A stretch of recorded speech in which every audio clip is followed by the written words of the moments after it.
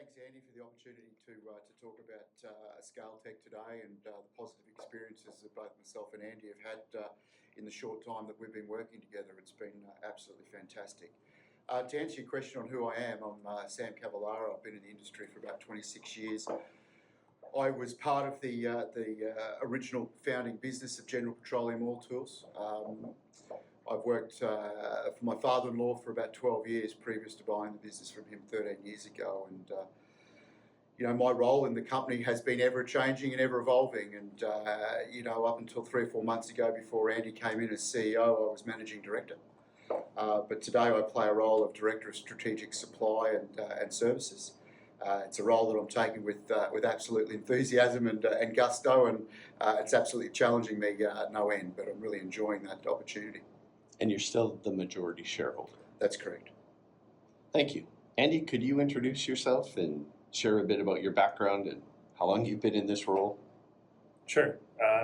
The newly appointed CEO of, I suppose, and Managing Director of General Petroleum. I've been around the oil and gas industry for 30 years, and mostly in the D&C space. Rigs came to Australia in 2007, and shortly thereafter have been working with GP for that time. Absolutely. Most recently, I was in a chief operating officer role with one of GP's clients. So I've got a lot of exposure to the market in Australia, and came on board to lead the team into a larger future, I suppose. Absolutely. And I'm working closely with Sam and the team to really unlock what this organization can do. So. Thank you. Fantastic. All right, we'll start with Sam. Sam, take me back about a year ago. You and I had a conversation on a ski hill. What was happening with the sales side of the business at that point and made you want to seek outside help?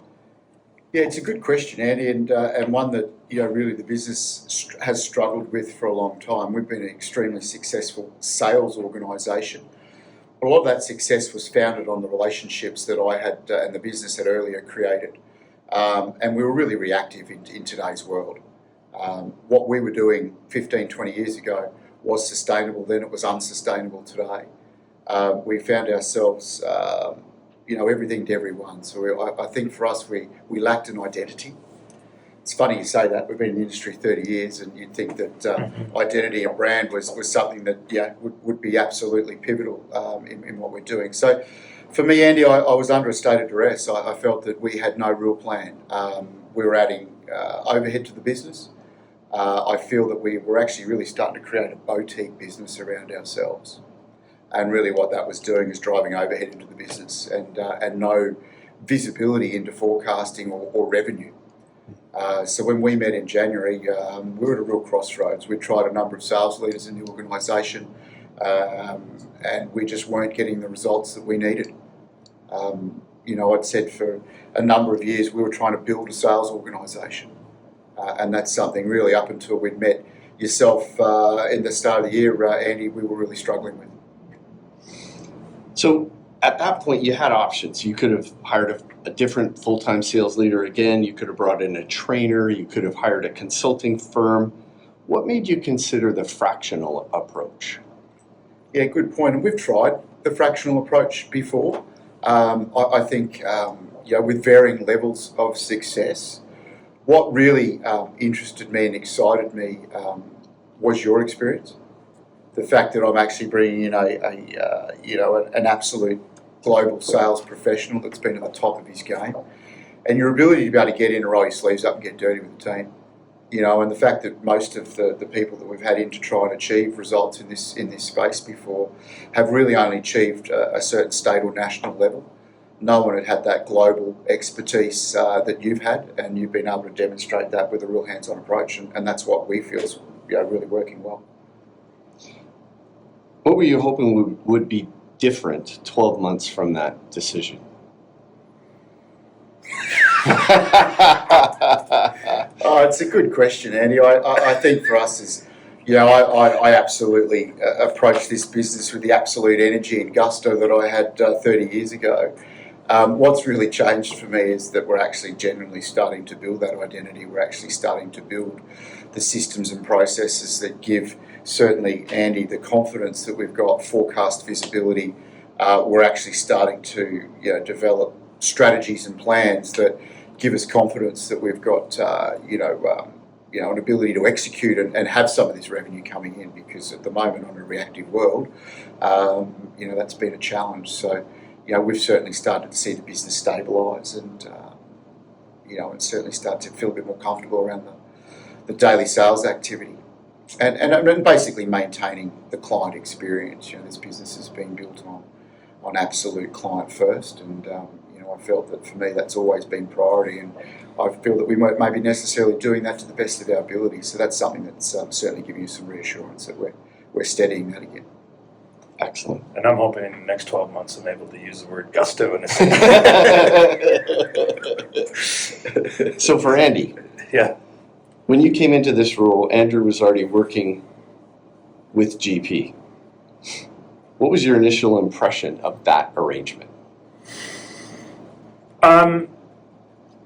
Well, I think that I was worded up on that arrangement. I mean, there's a level of discovery you go through. I think it made sense to me when you take. I think when I look at the fractional approach and taking, which I was made aware of, and I knew that's the capacity in which Andy was working in the business. You get what you get from that is big company, high level experience, when you otherwise wouldn't have that in a business of this size. I think it's was I pleasantly surprised that approach was being taken? Yes, I was. And my view is that there's things in the peripheral that you'll get from that, from a strategic standpoint, from a leadership standpoint, which you might not get otherwise. So. Excellent, thank you. So maybe more for Sam, but for both of you, shortly after Andrew arrived, the general manager of sales departed. Mm-hmm. Without getting into personalities, what did the transition reveal about what the role actually required to get done what your vision was? It's interesting. It's a good question. I think for me it was about accountability. And so let's just. So you need to unlock kind of that selling harder approach to. Let's use relationships. Let's sell harder into a systematic approach of it doesn't matter who's in the chair. This is what we do, right? And I think that that's my input on that is where you get consistency. Metrics, you're talking about pipeline and funnel, and using it in an approach that pushes the effectiveness of the team rather than, here we've got an anomaly, let's sell harder, right? So that's to put it into a phrase, I suppose it's getting systematic rather than just relying on the pushing on the throttle when you can push on the accelerator without a direction, right? For sure. Good question. I think for me, what it really revealed was something personally in myself, and my lack of skill in this space. I'm a great salesperson, but it comes naturally to me. My inability to be able to train what I do or teach what I do really hit home to me. And the complexities also is two of the sales staff were family relations of mine, my sons, and that also has its challenges as well. So for me, it was, I think it highlighted more about my inabilities and deficiencies around being able to coach and train and develop. And that was something that, really through the fractional approach and scale tech, that's what really drove it home to me was, sales is a process. You work the process, it works. And the establishment and development of that process was new to me. I was trying to shoot from the hip, and that reactive style behaviour wasn't serving my staff well was making it confusing and quite reactive and emotional, that wasn't the right way to build the team. So that was a big change for me. That's what I really noticed. So could either of you comment on the outside perspective as it relates to sales leadership, having a perspective that's not from within GP, influencing the build of the structure? I think it helps to materialize a framework and and systemic process rather than relying on what's in people's heads. Right? So, in the outside perspective means that a lot of these things are fact-backed and reliable. There's a reliable process there. There's a reliable methodology where if we continue to do what we were doing before and it wasn't working, well, then what's the next solution? And that bucket was probably running a bit dry. So. Yeah, and I don't have a huge amount of input on that question, Andy, because for me, it was about that self-awareness. It was outside of my skill set. I was the founder of the business in its GP 2.0. I was in the way. I identified myself as the common denominator. So to be able to bring in Andy as CEO has really changed the direction and trajectory of the business. Having you involved since January really identified and highlighted just how much I was challenged, and we had to make some decisions, do different things, get different results, and hence Scale Tech, and certainly CEO appointment in the company's been excellent. What systems or processes are in place today that didn't exist a year ago? All of them? What systems and processes are in place today that didn't exist a year ago? This man here to my right is the best person to answer that, because quite quickly he identified, we had systems and processes, and for me, I felt that the systems and processes we had were for a business about a third of our size, and that's where we struggled. Andy coming in with a fresh pair of eyes and has genuinely created and developed system and process, and Andy's probably the best person to answer that through the eyes of what he's seen in the last 3 or 4 months. It's a very methodical approach to understand what's possible, materializing that into what's attainable, and giving the team the tools, filling the toolbox in order to make sure we can effectively convert as much as that attainable market and monetize it, right? And so there was not a lot of systemic approach to that previously. It was a lot done by feel, but doing it by feel relies on individuals, and a sales organization should have a set out process that's flexible to the market and flexible to our customers, but allows you to go through those opportunities methodically and convert them, and that's what we get out of having that in place. Perfect. Would you say that your visibility into the sales function has changed? Perhaps what can you see now that you couldn't see before? Has our ability or visibility into the sales function changed? Absolutely, it has.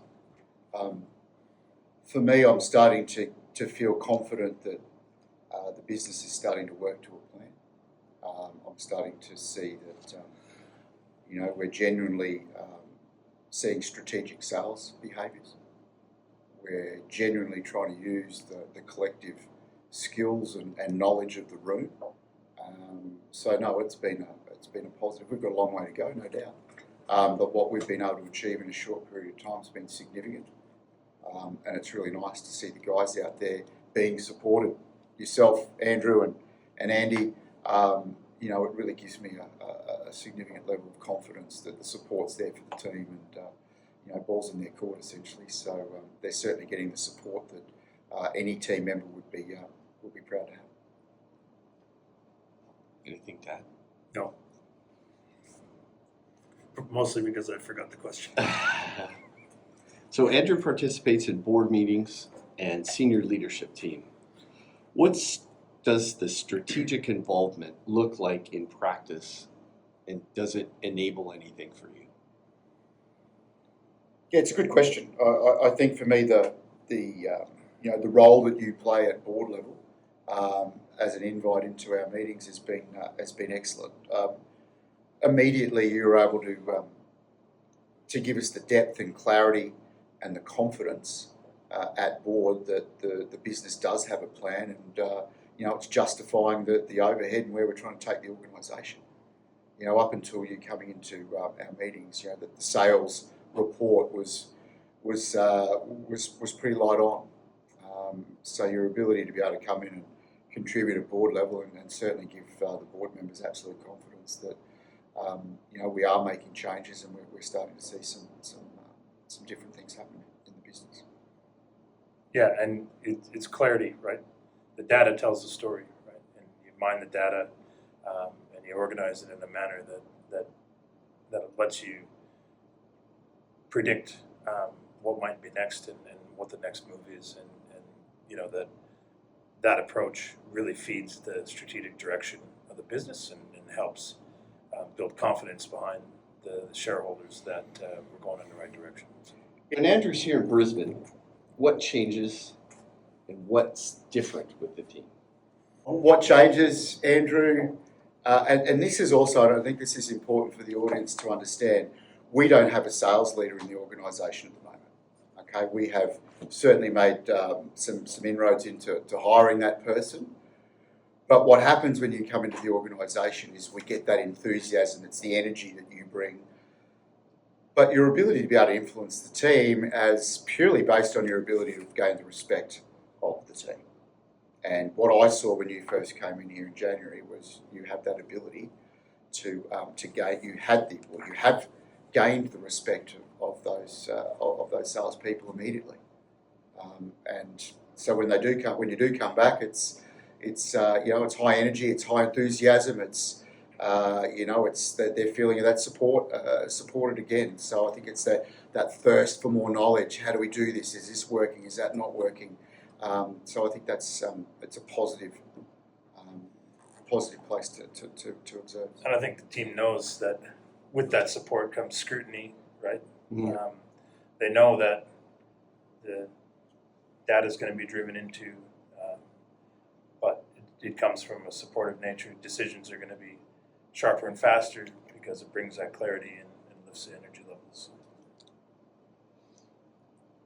So for a CEO who's listening to this, if they're thinking about bringing in a fractional sales executive, what should they understand about what the role can do and the role can't do? I'll give you an example. I don't think remotely I can give the day-to-day leadership and direction, but most of all the inspection that's required for the role. So what it brings is clarity, structure, strategy. What it can't replace is daily leadership. And we've probably learned that together, right? I think that there's a level of strategic thinking that gets injected to the rest of the leadership team, because that's there's time spent with the sales team as well as the leadership team, but that day-to-day piece is what doesn't get replaced. Yeah, and I'd agree with Andy on that as well. I think what it does do is, I think this is to note for us and specific to this business, is we're developing sales individuals. When you came into the organisation in January, we had 6 salespeople out there that were really at the very early stages of their sales career with no formal training. So what we had was very raw, and your ability to be able to influence that from a fractional level has been impressive. As I reinforced earlier, your ability to come in and demonstrate and gain respect because you've done it, and you can clearly articulate how you've done it and demonstrate how it's been done. That's what was vital for me. And I do concur that the daily stuff is hard to replicate. You're either here or you're not. So for us, it was very much around the education, development, motivation of our people. So it's been pleasurable to watch them develop and grow. And it brings that pattern recognition that wouldn't happen otherwise, which assists to identify issues before they become problems. And I think that that's one of the other key benefits of that fractional piece, using the wide knowledge base and experience to do that in a smaller organization. And what really you've stabilised that team as well.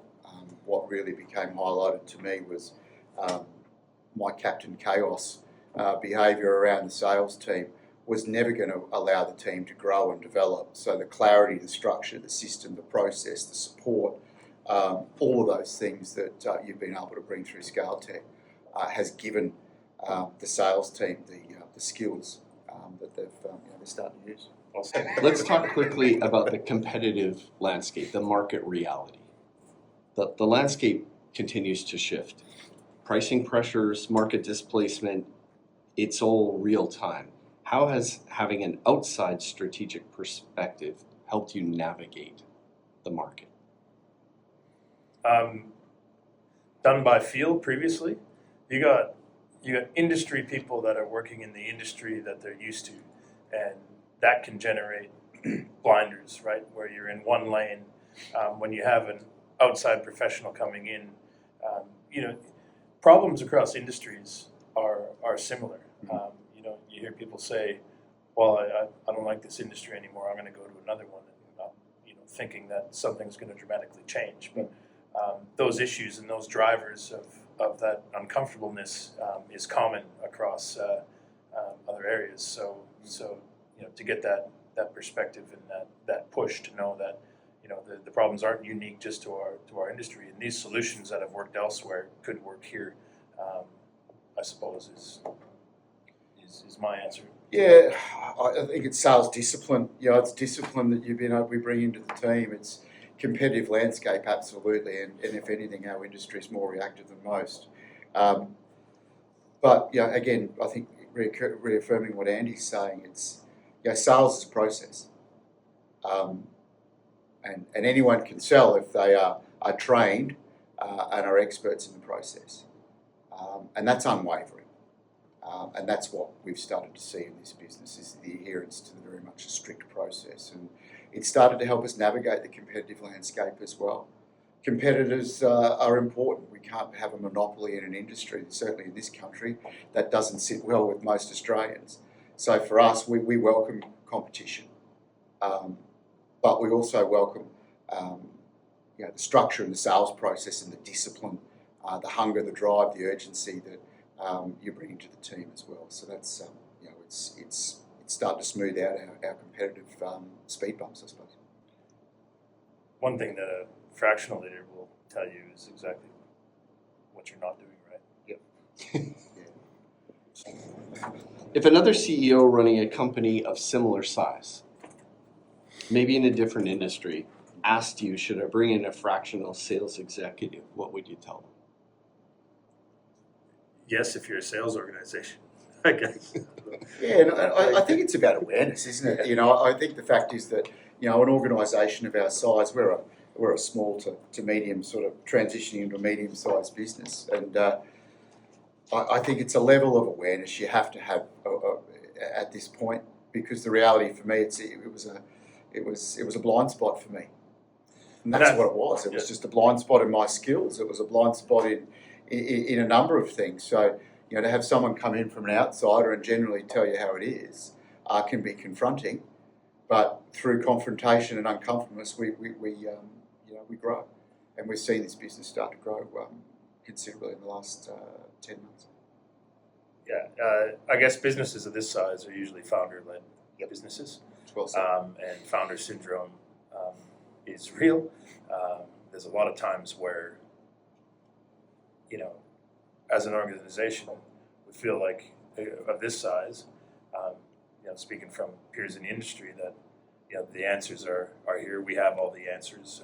It's it's just been a bad month, or this is just happening, and to get outside perspective and have that in a space where you can pull it in a very intense manner in a period of time, and then have the space to reflect on that, and then that gives the founder type or small company CEO time to adjust, time to adapt, and then you bring it in for the next intense kind of period, and I think that it's not only a benefit, it's probably the answer for some of those businesses. What's been the most unexpected part or surprising? For me personally, Yeah. When I started this year, the ability to actually remove things that have been on loop inside my head for probably most of the last 12 years. The confidence to be actually able to talk about an issue, come up with a strategy, let the absolute sales professional come in and and execute a strategy. I'm actually starting to see some of those things disappear, and that's been the most comforting thing for me personally over the last 10 months. It's even accelerated again with Andy as CEO in the organisation. So that's been a really positive thing for me personally, and to see the business grow with me over here has just been such a positive thing. I don't know if it's the most surprising thing, but I've been involved in fractional engagements previously, and what was, I suppose, realigned me is the benefit that intensity of the time brings, right? And I think that and benefit in addition, not surprising, but a benefit in addition is the gravitation the team will have to somebody from the outside. We have somebody here that can hear our story. We've been hearing it from the founder. Let's he's not listening. Let's get somebody else involved that can really hear what's driving us, and so that engagement really drives an openness typically from the team, because they have an ally, because the tools to push forward are coming from that person, and it allows the arrangement to just the speed in which it can cycle over into something tangible is very beneficial.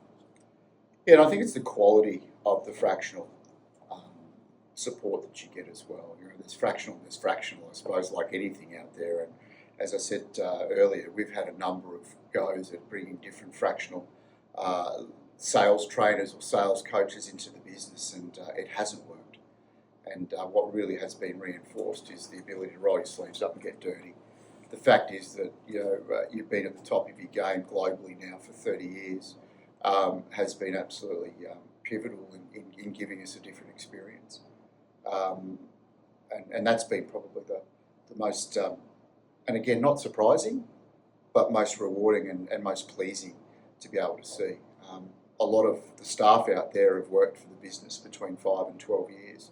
So to be actually able to see them grow and evolve through your leadership, and that's been very positive and really rewarding for me for where I sit.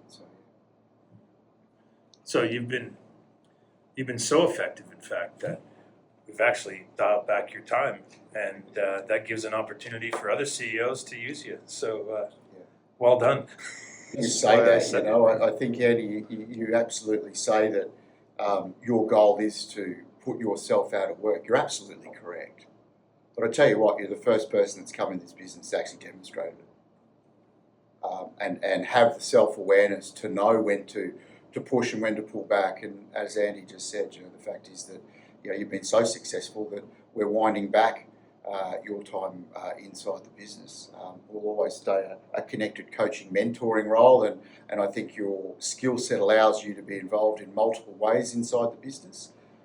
But it's exactly right. You've done what you said you would do when you first started, and that was to do yourself out of a job. And you've definitely been able to achieve that through a level of professionalism and competency. Last, is there anything I didn't ask you that you think is important for another CEO to hear?